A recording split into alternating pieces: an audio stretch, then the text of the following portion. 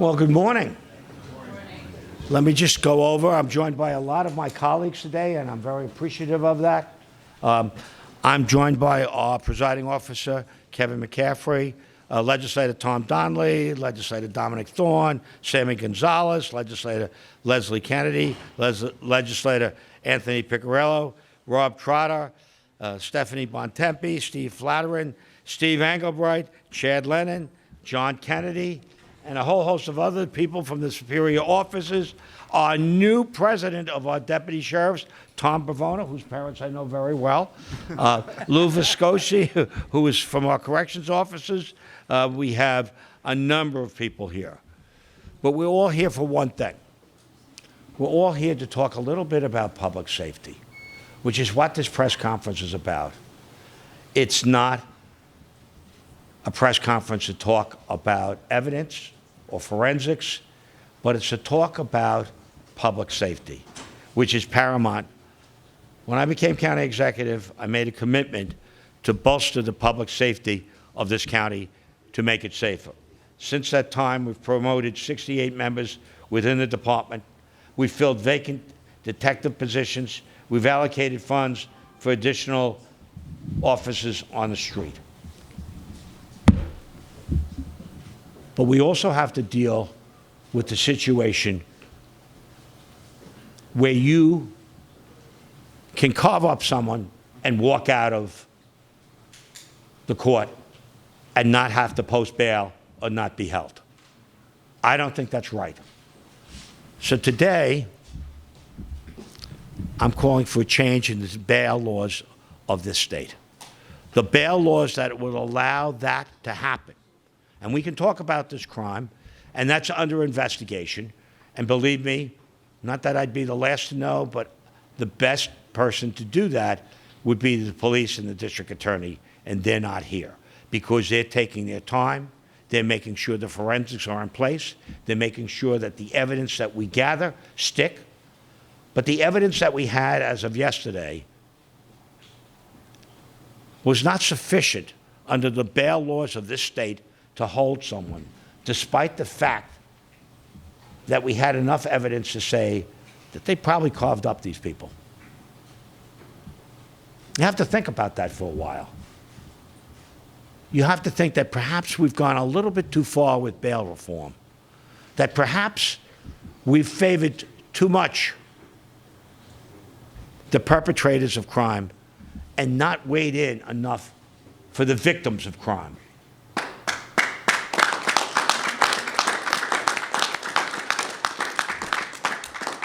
I want to send a clear message that as long as I'm county executive and we have bipartisan support from our legislators and our county-wide officials and our law enforcement unions, that as long as I'm county executive, I am always going to weigh in on the side of the victim. I am always going to be for justice. I'd like to say that the laws of our state favor justice, but I think it is tilted a little against justice. I think the lack of bail for those people yesterday that were released, the lack of the ability to hold them, speaks about a weakness in our criminal justice system based on our state laws that need to be changed. So rather than spend my time beating my gums, I'm hoping that there's a message to our state legislators, many of whom are very supportive, and to our governor. We need to speak up for victims. We need to make sure that people charged with serious crimes have to post bail or spend time in jail. And with that, I'm going to turn it over to our presiding officer. Thank you, County Executive. So I represent the District of Babylon, where these first body parts were found. And I can tell you firsthand the fear that everyone felt in that community, that the peaceful park that they would go to on a regular basis has now become a dumping ground for body parts. And that fear turned into anger when they found out that the people that were arrested for doing that were let out without any bail. This just shows the potholes that we have in this criminal justice system, where this can happen, where people can be dismembered and their body parts strewn throughout Suffolk County, and the people that were responsible for that, although they can't be held for murder yet, were allowed to walk free. And that's just the beginning of it. Possession of lethal quantities of fentanyl, that is not bail eligible. People will walk right outside outside of the courthouse once they're arraigned. Material support for terrorism is also not bail eligible, and they are allowed to walk free. Bribing a witness or a juror, you're going to walk right outside that door, that very courthouse there where you bribed a witness or a juror. And aggravated cruelty to animals and dogfighting, you are not held with bail for that either.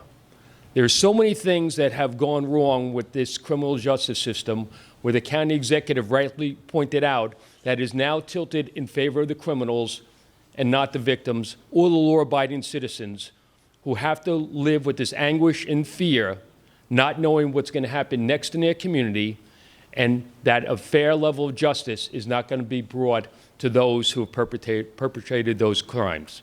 So I'm proud to stand here in bipartisan manner with the members of the legislature. I see we have State Senator Mario Matera here, our comptroller, and many other members of law enforcement who all standing together say it is time that we made a difference and that the scales of justice should be now weighted back towards the victims and not the criminals. And we are going to continue to fight to make sure that happens. We can hire all the police officers that we can, as we just did today, hiring more police officers, more detectives, more supervisors, but unless there's changes in that criminal justice system, that will be for naught.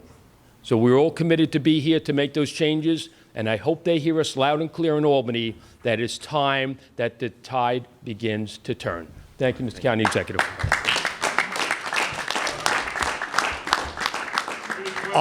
Our Deputy Presiding Officer and Chairman of Public Safety. And then our State Senator. Good morning. Good morning. My colleagues have really pointed out everything. With bail reform, we do not feel as safe anymore. And again, the victims are the ones and their families are the ones that are suffering. Just like as we leave today, do you feel safe really realizing the black and white of this going to your car? You know, lock your houses, be safe. And again, we need to change this. Senator Mario Matera, who's leading the fight for bail reform at the state level. Thank you, County Executive. This is just such a sad day. Governor, stop the bleeding. You need to put this in the budget. Repeal bail reform. It has a...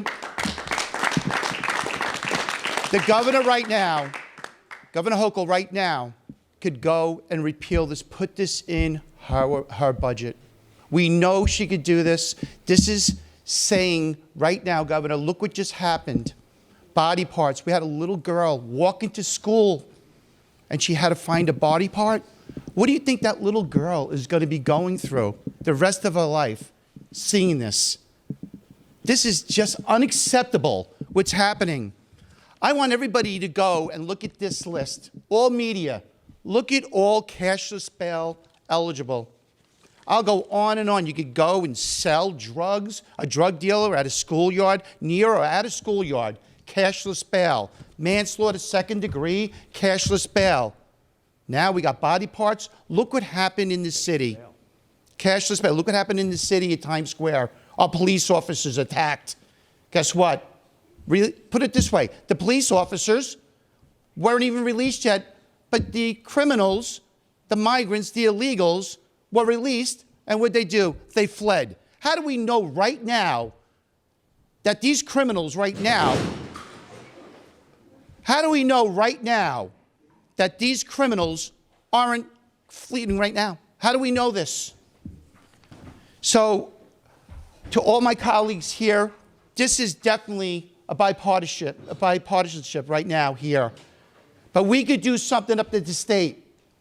And there's a reason why I voted no in a lot of the budgets, because the cashless bail, again, didn't work 4 times. It needs to be repealed. We need to get the right people to the table. We need to get our law enforcement, the PBAs to the table. We need to get our district attorneys to the table. And we need to get the judges to the table to come up with the right bail reform.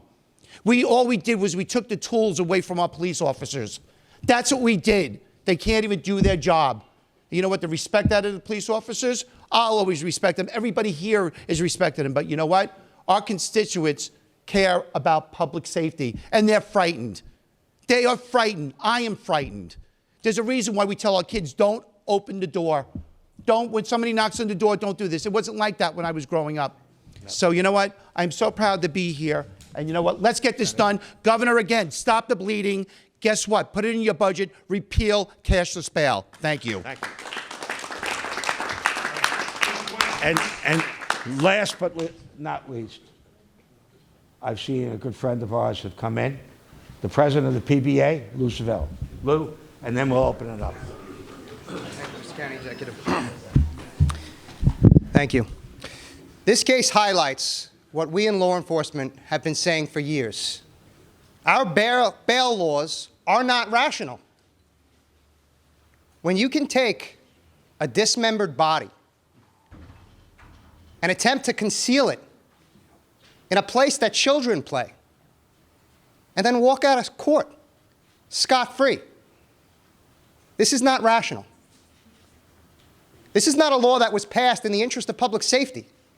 This is a law that was passed to please a fringe group. And what's happening now, the reaction from the same people that passed this reckless law is, oh, we missed it.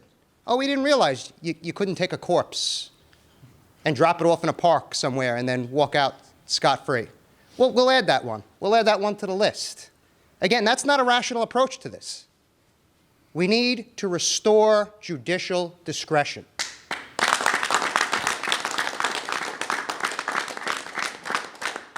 We have to have some faith in our judges. The same group that passed these laws told us how the Rockefeller laws, when we took discretion away from judges, had devastating consequences for our communities. It was a bad idea then. It's a bad idea now. A judge needs to have the ability to assess dangerousness. Just like the senator just said, we had a group of illegal migrants that viciously beat police officers. Do you think a judge might want to be able to look at something like that? Do you think a judge should be able to look at a case like this, where we're dismembering a body, and say, hey, I think this individual might be too dangerous to let go? Give the ability to our judges to do their job. That needs to happen, and it needs to happen now. Thank you.